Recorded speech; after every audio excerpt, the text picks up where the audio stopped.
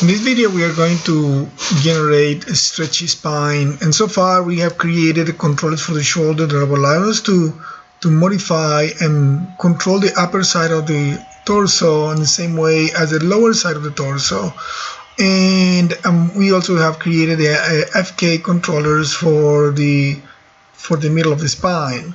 But when we stretch up the shoulder area, we will get the spine tries to follow, but the spine doesn't stretch along with it. So we want to generate the connection between that curve, the length of that curve, with the scale of the joints, so that we can make those joints go and follow that.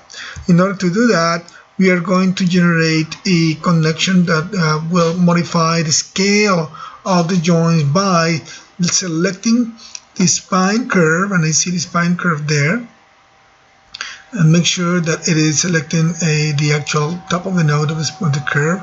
And we are going to introduce here the node editor to help us visualize the way this is put together. Here in the node editor, I can see that I have my spine node. I have a tweak node here, but here's the spine curve shape that is fitting into the spine IK handle. So we're going to take the information from this curve shape by using a utility that lives in the hypershade. So I'm going to call my hypershade, and it just popped up here. And in my hypershade, I'm going to go under utilities, and we played with some utilities before. One of them is the curve info utility. You can see it there. I'm going to click on it, and that gets created right here in this space. I'm just put my hypershade to the side for a moment, and that curve info node has an space here that's going to be the arc length. So I'm going to connect into that length information from the shape of the spline. So what I'm going to do is I'm going to grab here with the middle mouse button. I'm going to connect it to the arc length, and it's going to ask me, okay, what do you want to connect?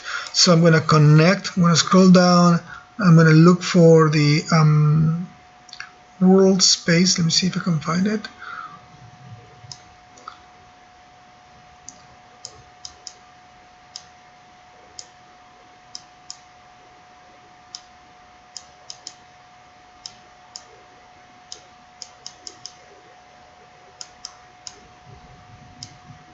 World space, there is. So I'm going to click that one, and I'm going to connect it into the input curve, which is the value that I want it to be doing. So that connection has been made. I'm going to close this, and you see now that this number has changed in the curve info, meaning this is the distance that the that curve has when the shoulder is in the resting position. If I change this to that, and I click on this guy, you see the value has changed. So it went double there. So I'm going to just undo that just to bring it back to its location. There it is. Okay, and I have my curve info connection there. Now we need to connect that arc length to our joints, but in order to make the joint scale properly, there is need for us to generate a math utility so that we can translate this value into a percentage value so that the scale will be appropriate. So for that, we're going to use another utility that we've seen in the past in a previous class, and that is the multiply divide utility node. There it is, multiply divide, that just got added to it. I'm just going to move it down to here, and the multiply divide will just act as that, as a divider. So what we're going to do is we're going to connect from the curve info node. In this case, we have the arc length, which is the one that provides the information. We're going to connect it into the input of the multiply divide, and it's going to ask us for the input 1. I'm going to connect it just to input x because there is a single value. We're not going to be connected to any other one, but just input x. And that makes a connection there. So you see the input for the multiply divide had been added there. That the input 1. And then we are going to divide that by the same length of the arc, of the length of the curve as it is in this neutral pose, meaning at its 100% scale. So that means the same value that we have here, 7.5 to 1, we're going to replicate it here in input 2. 7.5 to 1 in my case, in yours probably will be different. And I am going to make it not multiply by divide. So by dividing this one by this object, by this number, we are going to get an output that we will connect to modify the joins. So that output is going to be that modification. So I'm going to go and look for my joins, because the joints that need to be modified at this point are the actual spine joints, or the back, and I have them here. I have my root, my belly, the spine, the low chest, the sternum, and the collar. Just those joints will be needed to scale, but we don't want them to scale in all directions. We just want them to scale along the spine. And if you remember, I'm going to select them all. We remember the orientation of those joints. I'm going to just isolate them so you can see them by themselves. If you remember the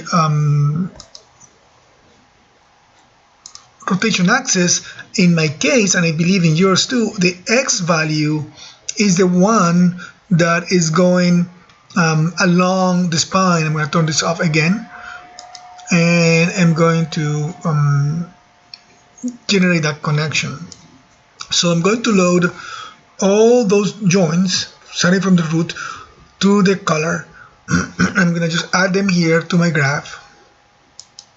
So they just got added there, and it gets a little bit complicated and messy to work with it. And what we're going to do is we're going to do a connection joint by joint. So let me see if I can generate a little bit of a better organization of this so that I can work with it better. So here I have my multiplied node, and I need to connect them to each one of the values for each join. And the value that is going to be affected is going to be on the X for each one of them. So I'm going to try to see if I can move these guys on a better position. Like that. I'm going to select it again from this one, that one, the chest, the low chest, the chest, the sternum, and the collar. I'm going to try to move them out here so I have a better way to work with them. So here it is. So I want to connect from the output of my multiply divide, remember, into the X value, because that's the one that we want to scale in X for the actual join. So I'm going to click on this guy. I'm going to look for the actual output of this guy. Actually, I'm just going to I don't want to get the input, but I want to get the output of this guy. And in order to connect it, I'm not seeing the output here, you see the input. So I want to see the output. So I'm going to use the connection editor to be precise and find a better connection. So I'm going to go call my connection editor, and there it is. And I'm going to then load the multiply divide on the left, which is already there. And here I have the output. And I'm going to load the root join on the right. And then I'm going to connect the output of X, which I believe was the value that was connected here, the output on X. I'm going to connect it to the input on the scale for X of the root join, not rotate, scale on X.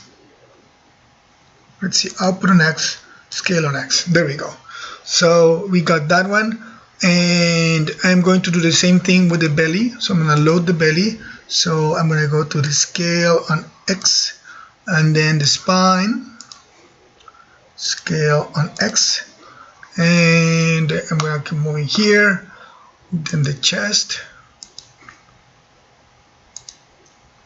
the low chest, and then the chest. And the sternum, and last the collar. The collar is going to generate stretching of the neck itself, which That may be desired if you want to have a little bit of the stretch going after that. I'm not going to connect it actually, because this joint is going to be connected to the neck. I'm going to be doing that later, so I'm going to just keep it like that, just stopping at the sternum and see how it works. If I see that doesn't match correctly, I'm gonna do that. So I'm gonna just minimize this window for now, and I close here, and I'm gonna just get out of my isolation. And now if I grab this guy and I move it and stretch it, I see my character stretching the spine with it. So that makes it very, very flexible. And of course, if I bring this guy back to the 0 values on translation, it should be all fine. I'm going to save and increment and save here.